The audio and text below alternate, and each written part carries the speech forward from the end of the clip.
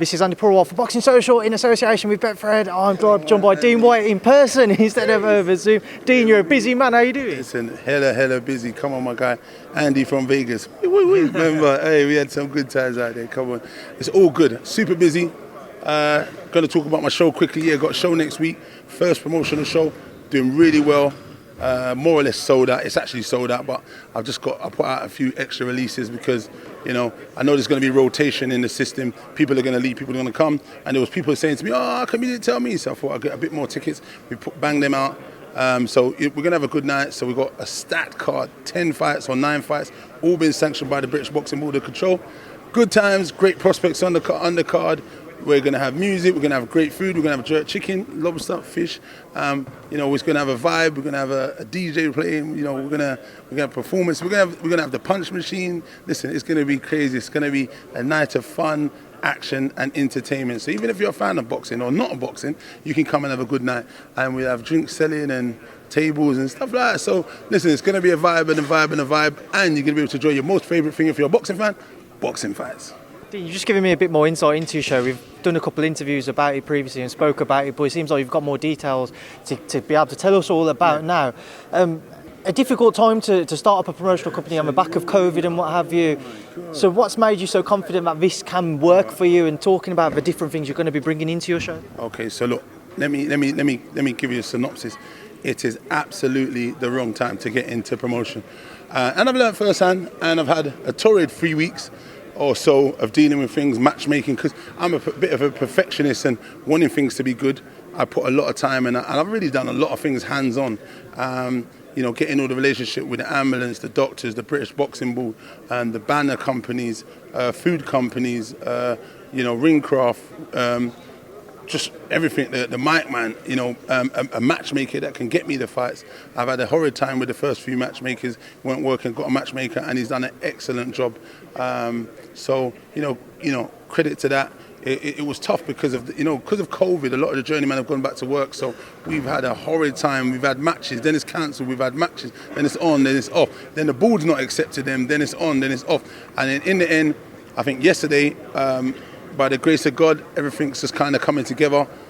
Spoke to the board, and then it was like bam, and then 4 fights that got sanctioned. So now we have 9 fights that are sanctioned by the British Boxing Board. Amen. It's not over just yet though, because we've got to wait and see. Some of them are foreigners, some of them are here, and they all got to pass COVID tests, and they all got to arrive. So a lot of stress has been elevated, but there is still time on the clock for something to go wrong. And by the grace of God, we're good people, it's going to go well. Thanks anyone who is coming and tuning in. If they're not, all the same, it's all love and they're blessed.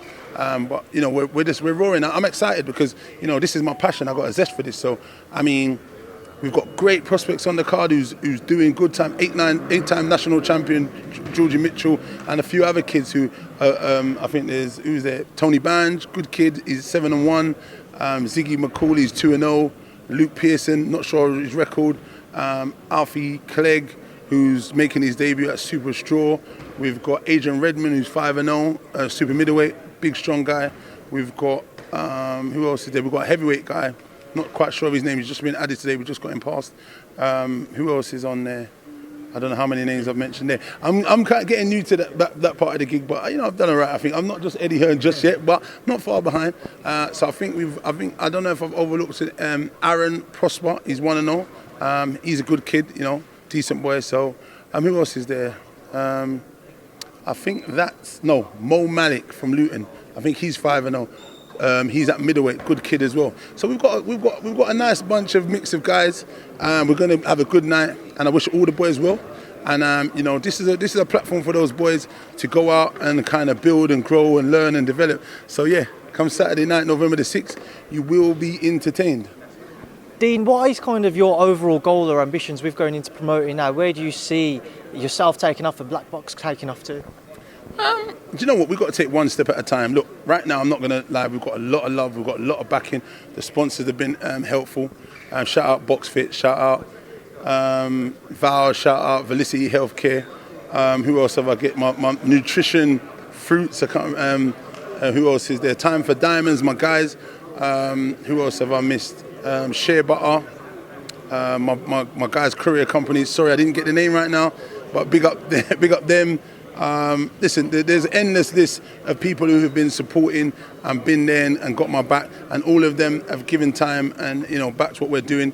And it's an amazing feat, man. All together, you know, as a community, you can build and you can do good things. I've got good friends and good people around me, so I built and done my own thing. I've got my own lane and just done my own thing because, you know, I didn't want to be in my bro Dillian's shadow. We've done things together for a long time, but what I wanted to do was be a standalone, because what you got to bear in mind, when his career is over, I could be over with what he's doing. So I you know, slowly went to the side, because a lot of people say, oh, you and Dillian together, of course that's my bro. I'm always going to be there and backing him, but I am my own man. I've always been my own man, and I've been a businessman. I had money before any of this. I mean, we've got the football agency, just signed my little cousin Rashawn Scott to Reading, so shout out that.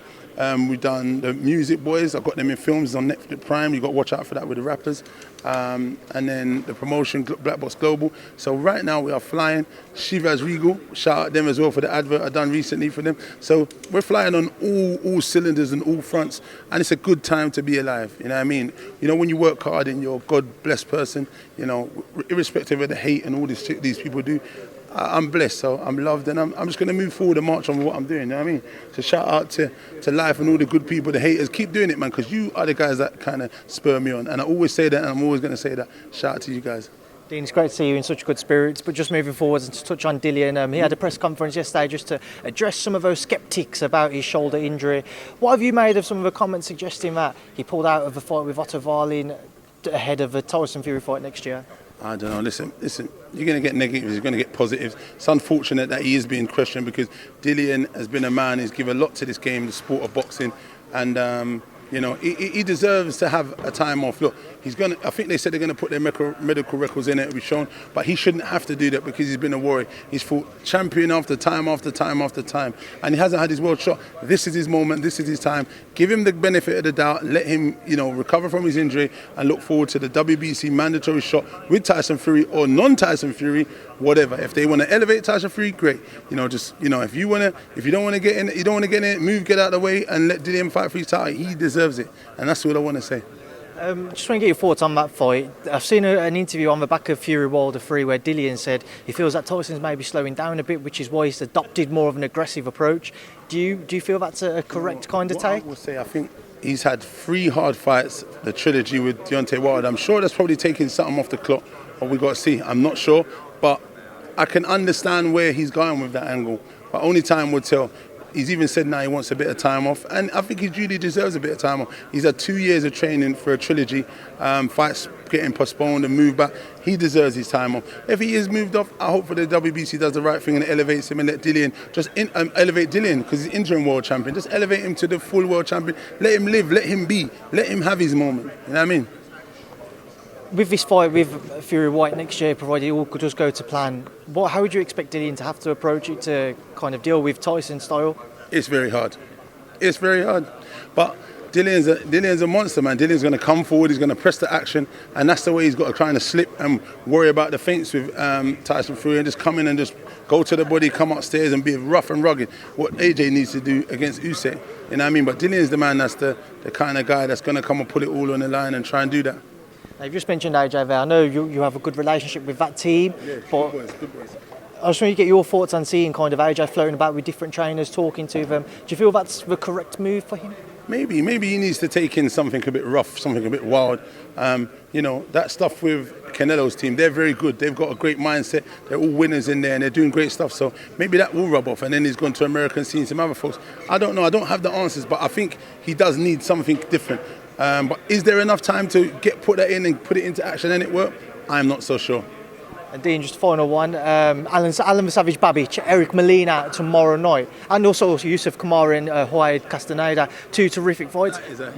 Castaneda won, especially with Kamaru. Touch on that one first. What's your thoughts? Listen, it's a hard fight, man. I don't know who matched Yusuf with that fight, but shit, they didn't do him any favours. He's in for a hard night. Yusuf's my brother, man. I wish him all the best, and I think he's going to come out and do well. I just want him to be very smart in there and not trade unnecessarily if he doesn't need to. You know what I mean? But it's going to be a cracking fight. And Alan Babic versus Babic-Molina. Savage, man. Come on, it's my guy, man. I ain't got nothing to say, but he's going to, what did he say? Whosoever. He says a mad shit. I don't even know. My Savage Army or whatever. Listen, the Savage is coming for destruction and plunder and pillaging. And he's going to destroy. Come on, man. But Molina's got experience, so you know, it's not a foregone conclusion. It's heavyweight boxing. All right, Dean, we'll leave that there now because I know you're going to have to shoot off. Thank you for speaking to Boxing Social. Thanks, man. Bless up, guys, man.